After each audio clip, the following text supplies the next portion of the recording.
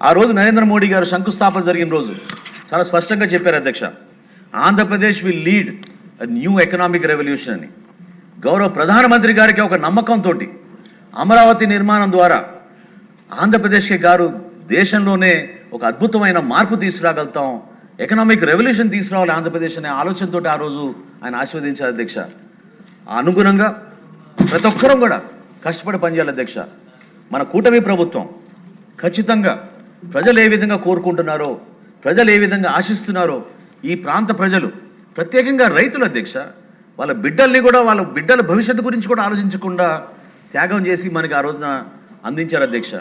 ఎన్నో సందర్భాల్లో మహిళలు వచ్చి పిల్లలు మెడిసిన్ సీట్ ఇంజనీరింగ్ కాలేజీలో చదువుకుంటున్నా కూడా పవన్ కళ్యాణ్ గారితో వేధించుకుని అయినా కానీ మేము మా ఎకరం 2 ఎకరాలు రాజధానికి ఇచ్చేసామండి, అన్యాయం జరుగుతుందనే ఆవేదనతో వాళ్ళు మాట్లాడినప్పుడు ఆ రోజున పవన్ కళ్యాణ్ గారు కేంద్ర ప్రభుత్వంలో ఉన్న పెద్దల్ని కలవాలి, మనం ఎందుకు బాధ్యత లేదనేది మనం ప్రశ్నిద్దాం అని ఆ రోజు మేము ప్రతిపక్షంలో ఉన్న శాసనసభ్యులుగా లేకపోయినా ఒక బాధ్యతగా జనసేన పార్టీ నుంచి పవన్ కళ్యాణ్ గారి నాయకత్వంలో ఢిల్లీకి వెళ్ళి 2-3 సార్లు వాళ్ళతో సమావేశం జరిపి వాళ్ళని నమ్మకం వచ్చే విధంగా కల్పించి ఆ రోజున భారతీయ జనతా పార్టీ కూడా కలిసి వచ్చి ఆంధ్రప్రదేశ్కి ఏకైక రాజధాని అమరావతి ఉండాలి అని తీర్మానం చేసుకుని మనం ముందుకెళ్ళాం అధ్యక్ష. కాబట్టి దయచేసి సభ్యులందరూ కూడా నేను కోరేది, ఇది ఒక టెక్నికల్ ఇష్యూ కాదు, ఖచ్చితంగా ఇది ఒక ఎమోషనల్ ఇష్యూ అధ్యక్ష. ఎంతో పోరాటం చేశాం, నిలబెట్టుకున్నాం. ఇంకా ఇప్పుడు ఈ రోజున మన బాధ్యత మరింత పెరిగింది. గౌరవ ముఖ్యమంత్రి గారు చంద్రబాబు నాయుడు గారి నాయకత్వంలో, అదేవిధంగా మన రాష్ట్ర ఉప ముఖ్యమంత్రి పవన్ కళ్యాణ్ గారి నాయకత్వంలో మన అందరం కూడా కలిసికట్టుగా ఈ ప్రాంతానికి మన రాష్ట్రానికి మేలు జరిగే విధంగా ఒక అంకిత భావంతో ఒక అద్భుతమైన నగరంగా మన అమరావతిని మనం ముందుకు తీసుకెళ్ళాలి, దానికి మనందరూ కూడా సహకరించాలని ప్రజలు కోరుకునే విధంగా మనం కలిసికట్టుగా పనిచేసుకుని ముందుకెళ్దామని మరొకసారి తెలుపుకుంటూ అవకాశం కల్పించినందుకు మీకు ప్రత్యేకంగా ధన్యవాదాలు అధ్యక్ష.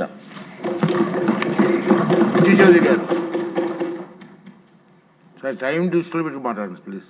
మరో మాట చెప్పండి సార్, మరో మాట చెప్పండి సార్.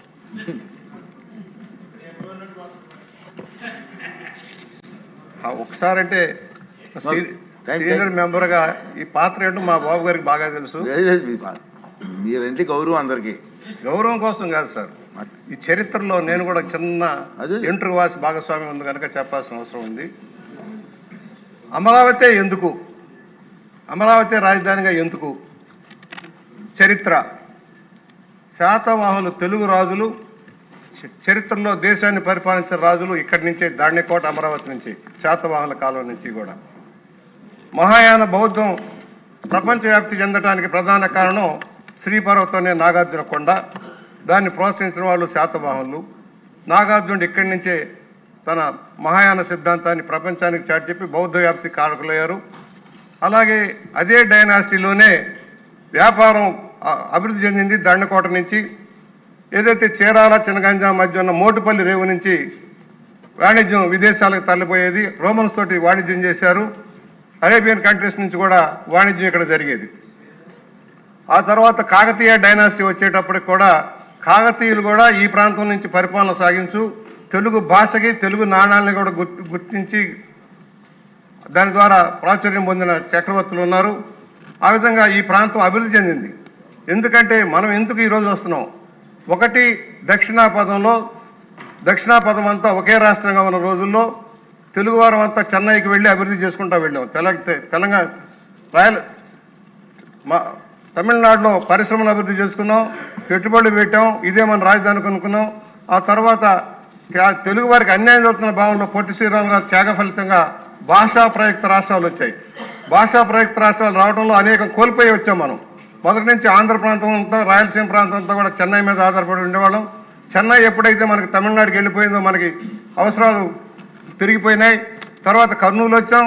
తర్వాత మళ్ళీ భాషా ప్రయుక్త రాష్ట్రాలు ఏర్పడిన ఆంధ్రప్రదేశ్ ఏర్పాటైన తర్వాత హైదరాబాద్ని డెవలప్ చేసుకున్నాం. హైదరాబాద్ సమగ్రంగా అభివృద్ధి చేసుకున్నాం. ఇదే మన రాజధాని అనుకున్నాం.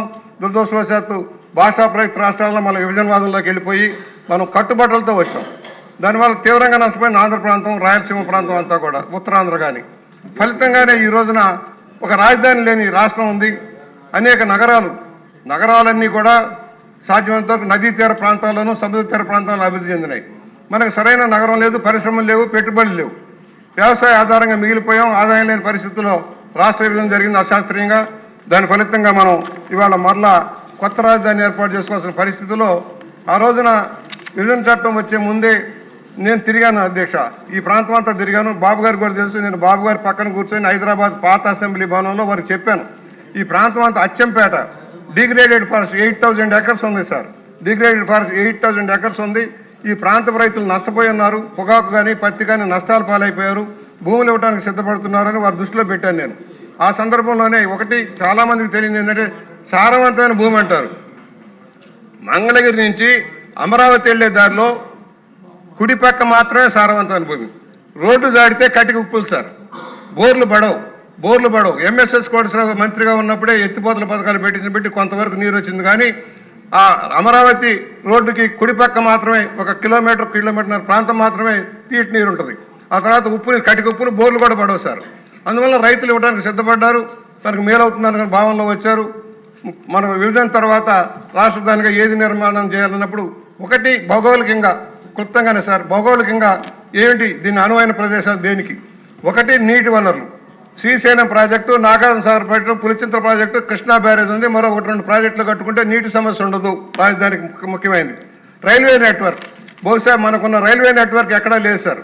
హౌరా చెన్నై లైన్ కానీ, విజయవాడ నుంచి ఢిల్లీకి హైదరాబాద్కి వెళ్ళే లైన్ కానీ, విజయవాడ నుంచి గుంటూరు మీదుగా నడికుడి మీదుగా హైదరాబాద్ లైన్ కానీ, లేక రాయలసీమ బెల్లారికి వెళ్ళే లైన్ కానీ, లేక తెనాలి రేపల్లికి వెళ్ళే లైన్ కానీ, గుడివాడ మీదకి వచ్చే లైన్ కానీ, ఇవన్నీ రైల్వే నెట్వర్క్ ఉంది సార్. ఇవాళ నేషనల్ హైవేస్ ఉన్నాయి, 2-3 హైవేస్ ఉంది. ఏదైనా సరే నడిబొడ్డున ఉండాల్సిన అవసరం ఉంది. శివరామకృష్ణ కమిషన్ గారు రాజమండ్రి వచ్చినప్పుడు ధవళేశ్వరం ఆనకట్ట దగ్గరికి వెళ్ళినప్పుడు నేను అక్కడ ఇచ్చాను రిపోర్ట్ ఇస్తే, మీ రాజమండ్రి ఎందుకు పెట్టకూడదని అడిగారు సార్.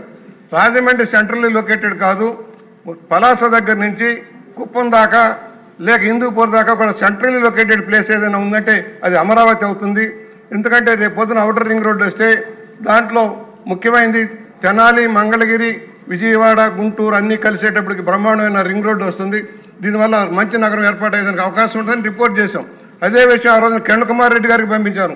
ఎవరైతే ప్రిన్సిపల్ సెక్రటరీగా ఉన్న జవహర్ రెడ్డి గారి ద్వారా ప్రిన్సిపల్ రెడ్డి గారికి పంపించాం. చంద్రబాబు గారి దృష్టిలో కూడా పెట్టాను ఆ రోజున. ఇవాళ ఏమంటున్నామంటే ఇవాళ నగరం నిర్ణయం జరిగింది అభివృద్ధి మొదలైంది.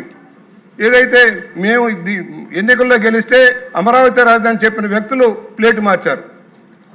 ఇక్కడ ఒక మాట చెప్పాలి అధ్యక్ష, కనకపు సింహాసనమన సునకాన్ని కూర్చోబెడితే ఏంటో గత ప్రభుత్వ పరిపాలకులు నిరూపించారు వాళ్ళు. ఇవాళ మేము అడుగుతా ఉన్నాం, ఏం చేశారు మీరు? ముందు ప్రజావేదికను కూల్చారు, రాజధాని కట్టడం ఆపేశారు, శ్మశానంగా మార్చడానికి బీడుగా మార్చడానికి ప్రయత్నం చేశారు, ఇక్కడ వేకర్ సెక్షన్ తెచ్చి ఇళ్ళు పెట్టేస్తామని చెప్పి ప్రయత్నాలు చేశారు. ఇవాళ అనేక రైతులను ఇబ్బంది పెట్టారు. కన్నీళ్లు పరిమితం అయిపోయిన రైతులు కనీసం పాదయాత్ర చేస్తుంటే అడ్డుకున్నారు, దేవస్థానానికి వెళ్తుంటే అడ్డుకున్నారు. ఒకటే స్పష్టంగా ఆ రోజున ఇదేదో కమ్మవారి ప్రాంతం. నేను అడుగుతా ఉన్నా, ఎవరైతే